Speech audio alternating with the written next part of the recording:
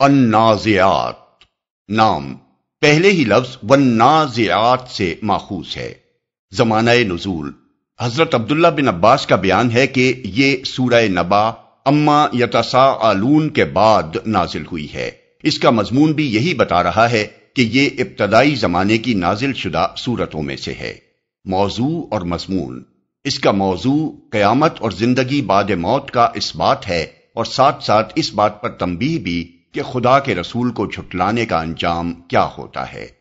آغاز کلام میں موت کے وقت جان نکالنے والے اور اللہ کے احکام کو بلا تاخیر بجا لانے والے اور حکم الہی کے مطابق ساری کائنات کا انتظام کرنے والے فرشتوں کی قسم کھا کر یہ یقین دلایا گیا ہے کہ قیامت ضرور واقع ہوگی اور موت کے بعد دوسری زندگی ضرور پیش آ کر رہے گی، کیونکہ جن فرشتوں کے ہاتھوں آج جان نکالی جاتی ہے انہی کے ہاتھوں دوبارہ جان ڈالی بھی جا سکتی ہے، اور جو فرشتے آج اللہ کے حکم کی تعمیل بلا تاخیر بجا لاتے اور کائنات کا انتظام چلاتے ہیں، وہی فرشتے کل اسی خدا کے حکم سے کائنات کا یہ نظام درہم برہم بھی کر سکتے ہیں اور ایک دوسرا نظام قائم بھی کر سکتے ہیں۔ اس کے بعد لوگوں کو بتایا گیا ہے کہ یہ کام جسے تم بالکل ناممکن سمجھتے ہو، اللہ تعالیٰ کے لیے سرے سے کوئی دشوار کام ہی نہیں ہے جس کے لیے کسی بڑی تیاری کی ضرورت ہو۔ بس ایک جھٹکا دنیا کے اس نظام کو درہم برہم کر دے گا،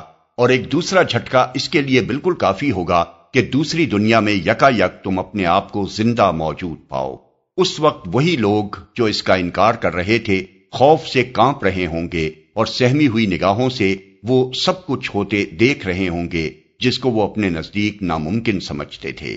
پھر حضرت موسیٰ اور فرعون کا قصہ مختصراً بیان کر کے لوگوں کو خبردار کیا گیا ہے کہ رسول کو جھٹلانے اور اس کی ہدایت اور رہنمائی کو رد کرنے اور چال بازیوں سے اس کو شکست دینے کی کوشش کا کیا انجام فرعون دیکھ چکا ہے۔ اس سے عبرت حاصل کر کے اس روش سے باز نہ آؤگے تو وہی انجام تمہیں بھی دیکھنا پڑے گا۔ اس کے بعد آیت 27 سے 33 تک آخرت اور حیات بعد الموت کے دلائل بیان کیے گئے ہیں۔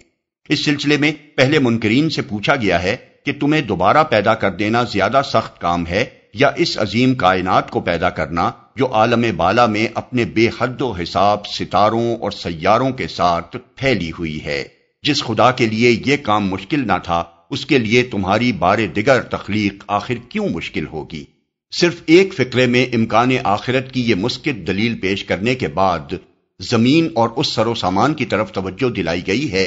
جو زمین میں انسان اور حیوان کی زیست کے لیے فراہم کیا گیا ہے، اور جس کی ہر چیز اس بات کی شہادت دے رہی ہے کہ وہ بڑی حکمت کے ساتھ کسی نہ کسی مقصد کو پورا کرنے کے لیے بنائی گئی ہے۔ یہ اشارہ کر کے اس سوال کو انسان کی عقل پر چھوڑ دیا گیا ہے کہ وہ خود اپنی جگہ سوچ کر رائے قائم کرے کہ آیا اس حکیمانہ نظام میں انسان جیسی مخلوقات کو اختیارات اور ذمہ داریاں سونپ کر اس کا محاسبہ کرنا زیادہ مقتضائے حکمت نظر آتا ہے، یا یہ کہ وہ زمین میں ہر طرح کے کام کر کے مر جائے اور خاک میں مل کر ہمیشہ کے لیے فنا ہو جائے اور کبھی اس سے حساب نہ لیا جائے کہ ان اختیارات کو اس نے کیسے استعمال کیا اور ان ذمہ داریوں کو کس طرح ادا کیا۔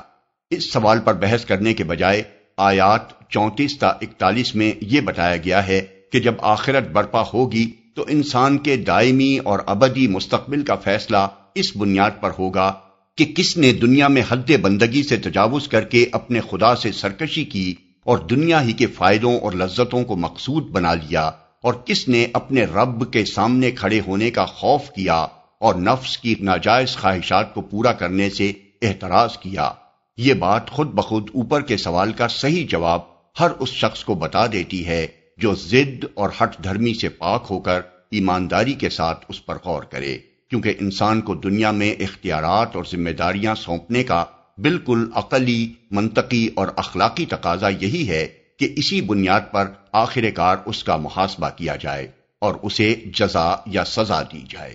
آخر میں کفار مکہ کے اس سوال کا جواب دیا گیا ہے کہ وہ قیامت آئے گی کب؟ یہ سوال وہ رسول اللہ صلی اللہ علیہ وسلم سے بار بار کرتے تھے۔ جواب میں فرمایا گیا ہے کہ اس کے وقت کا علم اللہ کے سوا کسی کو نہیں ہے۔ رسول کا کام صرف خبردار کر دینا ہے کہ وہ وقت آئے گا ضرور۔ اب جس کا جی چاہے اس کے آنے کا خوف کر کے اپنا رویہ درست کر لے اور جس کا جی چاہے بے خوف ہو کر شتر بے مہار کی طرح چلتا رہے۔ جب وہ وقت آ جائے گا تو وہی لوگ جو اس دنیا کی زندگی پر مرے مٹتے تھے اور اسی کو سب کچھ سمجھتے تھے، یہ محسوس کریں گے کہ دنیا میں وہ صرف گھڑی بھر ٹھہرے تھے۔ اس وقت انہیں معلوم ہوگا کہ اس چند روزہ زندگی کی خاطر انہوں نے کس طرح ہمیشہ کے لیے اپنا مستقبل برباد کر لیا۔